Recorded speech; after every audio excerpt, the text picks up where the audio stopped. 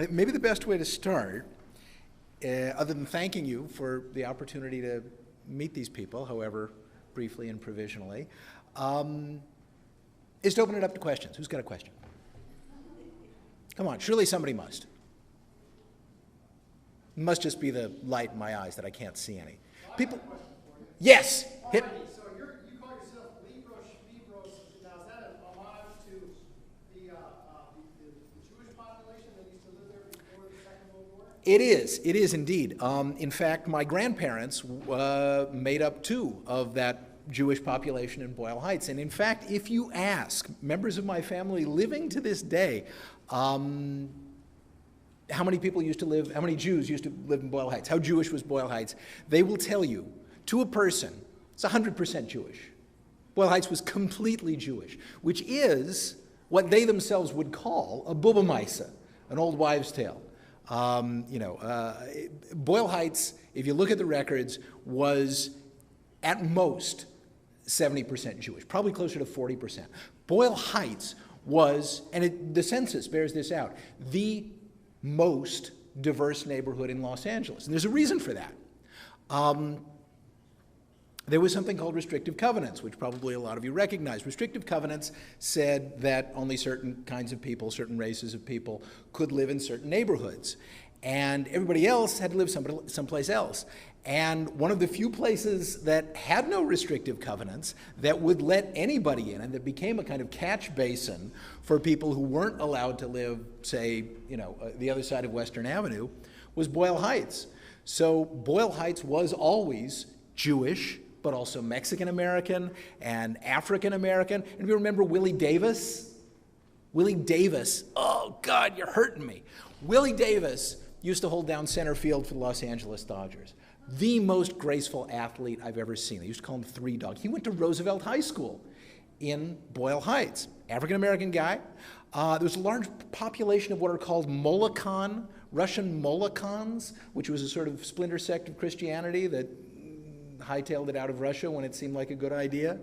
Armenians, Japanese Americans. They tell these wonderful stories about Japanese Americans, wonderful, terrible stories, being rounded up after the declaration of World War II, and tearful farewells between them and their neighbors in Boyle Heights.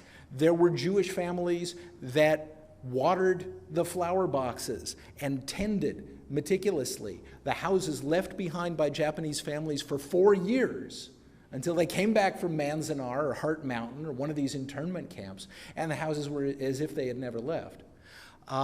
There's a story of a young Mexican kid whose best friend was Japanese American, and he basically hitchhiked up to Manzanar because he missed his high school classmate. Boyle Heights was and is the most enchanting place. And come to think of it, somebody was asking me, Libros Schmibros has had incredible opportunities as a result of what the neighborhood has done for us. And one of them was to create a sort of partnership with the Hammer Museum. We created a pop-up temporary Libros Schmibros, which I think, like the parrot, was meant both to be an art project and critique the whole idea of an art project. So we took the lobby gallery at the Hammer at Wilshire and Westwood, the most trafficked corner in Los Angeles. And we put a little Libros there, and we're still doing book groups for them. And one of the books that we're doing next is Jane Jacobs' The Life and Death of American Cities. Her thesis, which I love so much, I will forgive it for coming out of Greenwich Village in the city that I like a lot less than I like Los Angeles.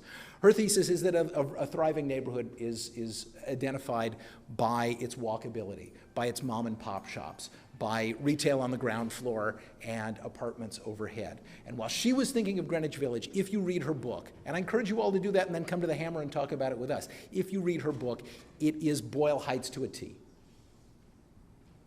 And so, just to sketch in the backstory, I don't want to spend all this time on just one question.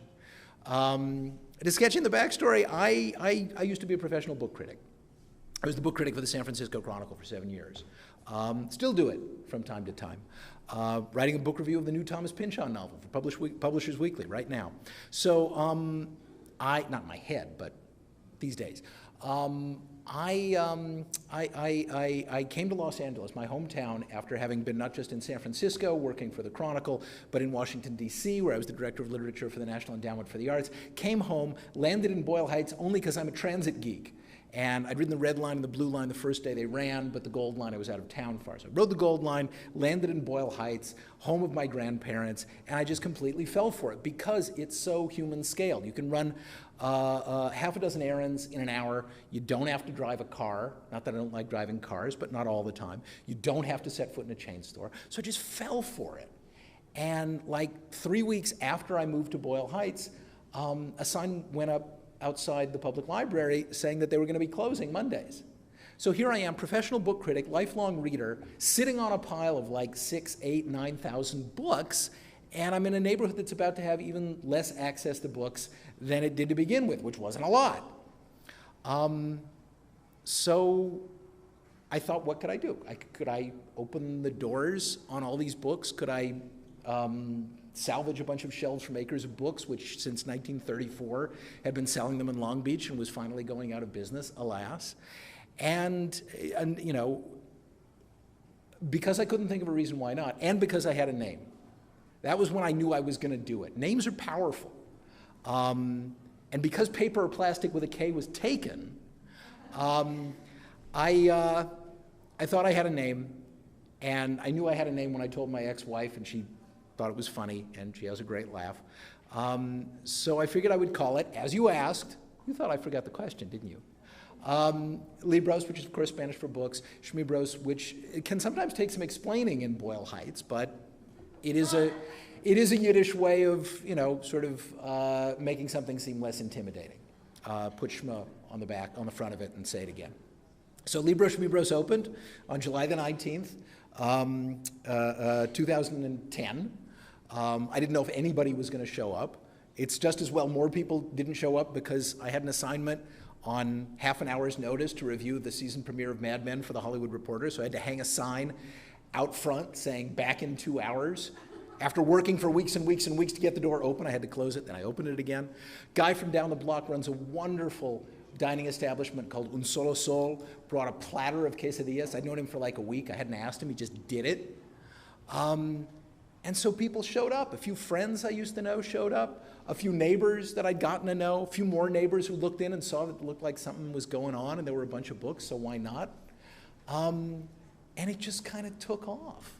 And you know, if anybody in this day and age, especially who specialize in social media, are ever tempted to doubt the efficacy of the printed page, you would not have been able to on November the 9th of 2010, because that's the day, front page story, nice front page story, ran in the LA Times. And that day, the line was a dozen people long out the front door before we even opened. And does anybody know who Ry Cooder is?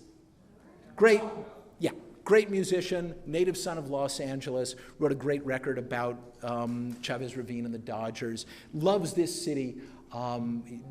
Every last off-ramp and curb cut is dear to him. There he is with 4 boxes of mystery novels in his arms. I can't even say how it felt, but it felt well, it felt right. So we're still doing it. We celebrated 3 years on July the 19th. I just came this afternoon with my cherished partner, without whom none of what I've just been saying would have even begun to happen. Ordered a whole bunch more of these t-shirts. We're having a party on August the 4th. Not exactly our 3rd anniversary, but what the hell. From 3 to 6, there's going to be tres leches cake and paletas and a whole lot of books. I started this place as much as anything because I think I was getting a little too attached to my books, and too much attachment, the Zen Buddhists will tell us, is not altogether healthy. 3 years later, I'm still too attached to my books. And the weird thing is I'm actually attached to everybody's books in Los Angeles. You know, if you want to sort of scale back, if you want to downsize, if you want to consolidate, if you've got too many books and you want to sort of, you know, create a little more shelf space, a little more elbow room to live with, don't open a lending library. Really. It's the most counterproductive thing you can possibly do. If, however, you want to fall back in love with your hometown after 5 years on the other side of the country and missing it desperately like a kidney, I would really consider it. I recommend it wholeheartedly. People are always asking, Libros Schmibros is cool. Can we have one in Pacoima? Can we have one in, South Central? Can we have one in Mid-City? Not exactly, overflowing with books in this neighborhood, though bookish people certainly seem in no short supply. If you want to fall in love with your neighbors in your neighborhood and your city all over again, I wish I could try to talk you out of it, but I would be a hypocrite even to try. Other questions? So if I come on the 4th of August, I can buy one of these t-shirts? If you come on the 4th of... See, now this is the thing. Libros Schmibros has outrun me by so far. I mean, I just sort of threw open the doors. I said, all the books are half price if you want to keep them, because, if people want to keep a book, that's great. I'm the last person to try to talk them out of it. But it's also a lending library. Borrow a book for 3 weeks. I'll scribble down your email address or your phone number or something and then bring it back. And then I'll come, break your kneecaps if you don't return it. But as these things grow, you learn things about the nonprofit world. You learn about philanthropy. You learn about stuff that, as a guy who gave grants to writers for 4.5 years for the federal government, I should have known already but didn't. And one of the things you learn is that the minute money changes hands, grant givers get really sort of nervous. So we're starting to phase out the bookshop half and thereby underscore the lending library half. So yes, if you come on August the 4th between 3 and 6, the one thing you will not be able to do is buy a book, but what you will be able to do instead is really, really cooler. You will be able to become a member of Libros Schmibros. If you are fortunate enough to have $100 to throw around, you can become a deluxe member of Libros Schmibros, but this is by no means mandatory. For that, you would get not just a t-shirt, but you'd get a tote bag, which is also really snazzy. You would get unlimited borrowing privileges. You would get a free book. But for as little as $5, yes, you can have borrowing privileges. You can have a free book. You can, and then for the intermediate level, which is what I really recommend, for $35, you get your choice of a tote bag or this very t-shirt. You get a free book. You get paletas, which are these wonderful... Do we have? Yes, we will have music, curated by our board member, Andrew Vasquez. We'll have any number of things. Maybe even at about 5:55, just as things are winding down, Dana will come and visit because he has this wonderful aptitude for appearing just as a wonderful event is rounding itself off to a close. Thank you. Bravo. Bravo. Thank you.